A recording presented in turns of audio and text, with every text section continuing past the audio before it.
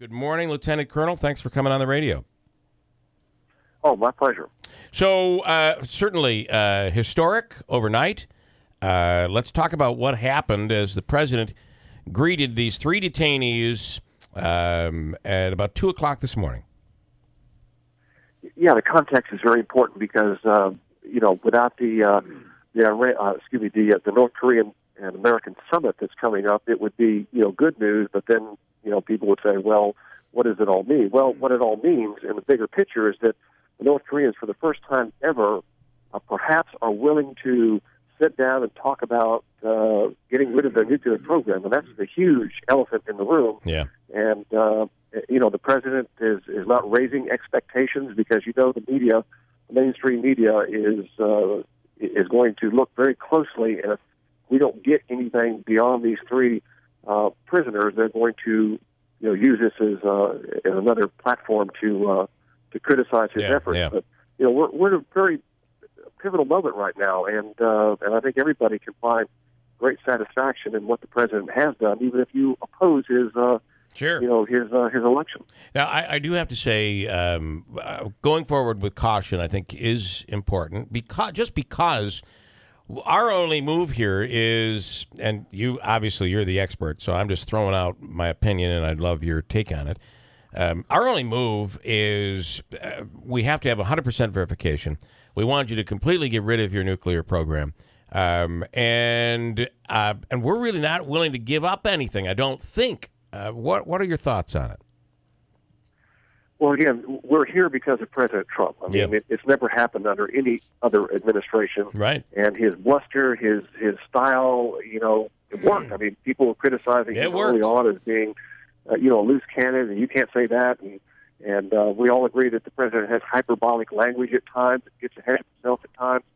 But that's why we're here. So I think what the North Koreans want, what every totalitarian regime wants, or the leadership, they want not to be killed. They don't want to end up like Gaddafi or Saddam Hussein, and so he's going to want guarantees that I will be, either A, I'll remain in power, or B, I'll be able to escape prosecution because he's committed many, many crimes, both on the international scene and against his own people.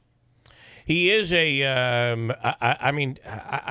guess I didn't pay a lot of attention over the years, but I'm sure you did, to the, his father, his grandfather.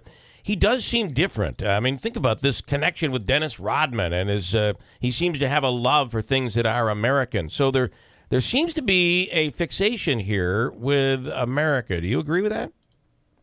Oh, yeah. I've been in the military for 20 years and, been all over the world. And one thing that you discover is that everybody wants to come to this country. Everybody loves American jeans. Everybody loves American music. And so, that's a phenomenon that I did a year in Korea that you can very clearly see that. And so that's part of it. But he also has a sinister side. I mean, he's murdered his own brother. He allowed the torture of the other American hostage.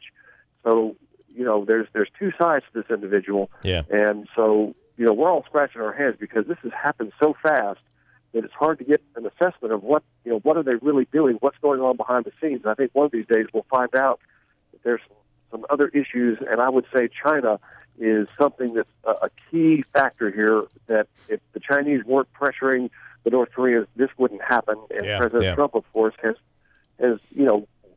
achieved that as well with the Chinese. Was there a point through all of this where you were thinking, I think the president's this calling him Rocket Man, this rhetoric, this is not going to help, because there were so many in the field that felt that this was not the proper technique. Well, now we're learning that it was this technique that actually made this happen, it seems. Was there a point where you were nervous? Yeah, but I think there's two sides to this issue. I was in the military, as I said, for 20 years, and I'm a law professor now, so I have my law professor language. You would say, why don't we emulate up that precipice? And people say, what? But if I said, get your blank up the blank, right? People understand that very clearly. So sometimes you have to use your military language, particularly with totalitarian regimes. Right. You have to lay it on the table, as the president's doing with the Iranians. I mean, one of the things that the media hasn't picked up on very much, but he said very clearly, if the Iranians restart their nuclear program, there'll be very, very serious consequences. Right. And he's using the same rhetoric he used with North Korea. Well, and I think one of the things the president did say is, let's be honest, what we've been doing for the last 50 years has not worked. It's time to try something different. Yeah, you're right about that. Same with Israel. I mean, every president said, yes, we're going to move our embassy to Jerusalem. This is the only one that did it. I mean, he has kept his campaign promises, which is something that is very unusual for the American political process. Yeah. How about what kind of message? And I remember, and you know this more than anybody, the Iranian regime is a much different. This is much different. How is this helping or hurting with the Iran nuclear situation? Oh, it's helping tremendously because this president is demonstrating that I'm not. I just don't use empty words. Yeah. And we will do something. Every president said we will do something, and of course, nothing ever happened.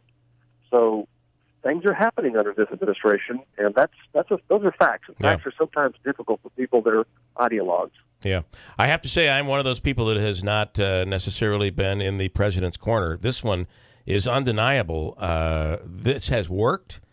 It is, for everybody that said it wouldn't, we are wrong. And this is historic. It's really huge.